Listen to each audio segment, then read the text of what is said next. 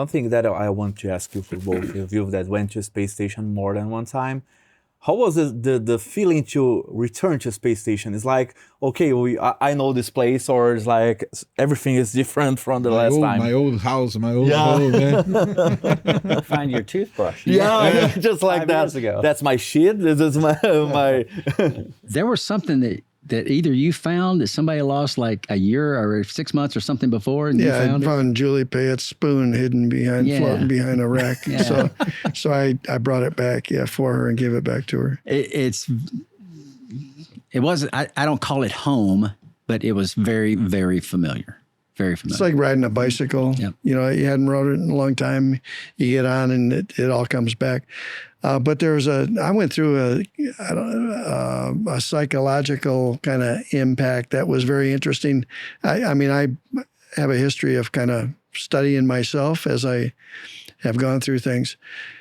I went through Expedition 13. Of course, that was the once in a lifetime experience, right? Where prior to that, people that went long duration on space station, most of them came back and retired. I mean, it was so hard to get through the years of training, and there was added challenges in the early years. And so I had no expectation to go back after 13, so landed in 2006. But it wasn't a year and a half later where the boss was coming and saying, hey, I need you to go back. I need some experience on a future crew. We were going to transition to a crew of 6. And I reluctantly agreed to do that along with my wife. Actually, he talked to her too and got her to agree. And so trained and went for that. And in the back of my mind, I'm like, oh, just like you, do I really want to do this again? And I launched, and in my mind, I'm thinking, oh, another 6 months. As you're launching. As I'm launching. I didn't say it out loud like another crew member, a Russian crew member who was screaming out loud, I can't believe I'm doing this again. I don't want to do it because it's not good for your crewmates' morale. Right. So I didn't say it out loud.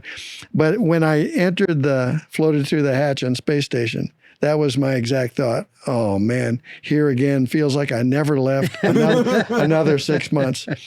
And I went through that, and Mike Barrett, it was one I was replacing. We overlapped, and we had some conversations. He was actually a little concerned about me, right. He would admit, for a couple of days. But I said, don't worry about it, Mike. I'll get through this. It'll be fine. And it was.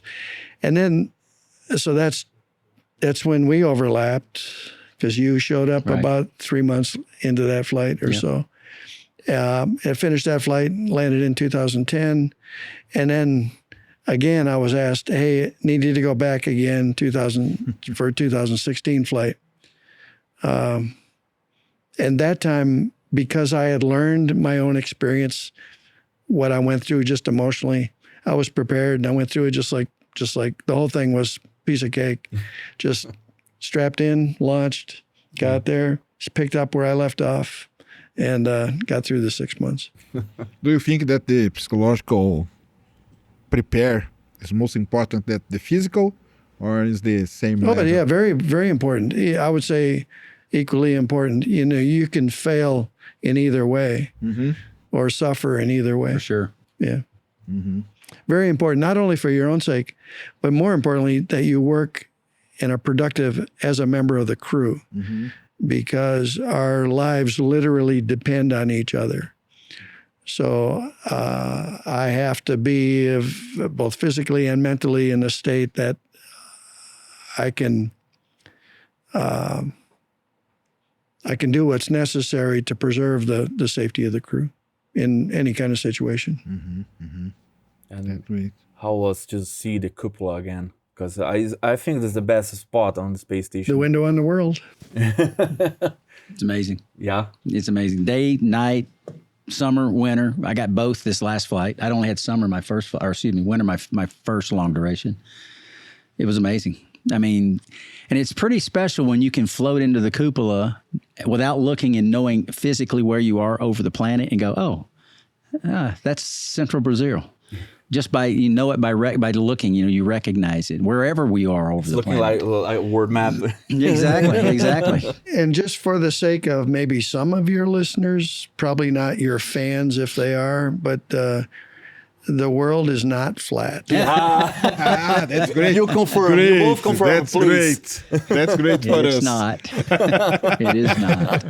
I That's agree. great for us.